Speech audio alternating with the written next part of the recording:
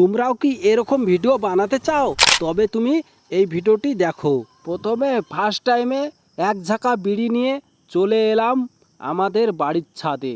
তো ছাদের উপরে খুব সুন্দর ভিডিও হয়, কারণ রোদের ছটাটা পড়ে বলে। ভিডিওটি বানাতে কত কি লাগে সেটা দেখো।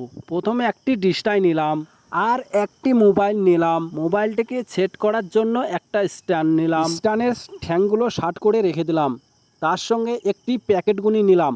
আর এতগুলো বিড়ি দেখছো তো, এই বিড়িগুলোকে হাতের সঙ্গে নিয়ে একটি একটি করে বেছে নিয়ে প্যাকেট করব বলে সেই প্যাকেটগুলি নিয়ে এসেছি। ভিডিওটি বানাতে আমার কমসে কম এক প্যাকেট বিড়িতে কমসে কম 15টি লাগবে বিড়ি।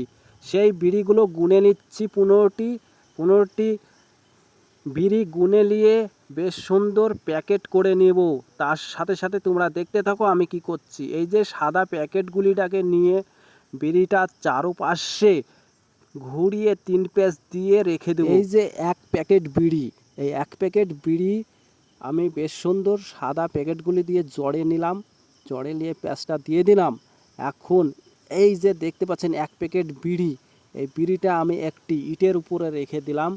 এখন তোমরা দেখতে পাচ্ছ এই স্ট্যান্ডার উপরে আমি একটি মোবাইল সেট করে দিলাম।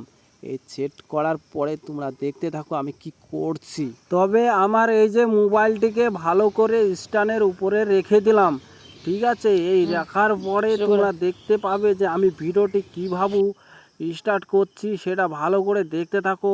তোমরা অবশ্যই ভিডিওটি ঠিকঠাক দেখলে শিখে যাবে অবশ্য আমি কীভাবে ভিডিওটিকে শ্যুট নিচ্ছি। এই যে আমার সামনে ইটের উপরে বিড়ির বান্ডালটা আছে দেখতে পাচ্ছ, আর আমি দূরে ডিসলাইয়ের কাঠিটা নিয়ে চলে গেছি।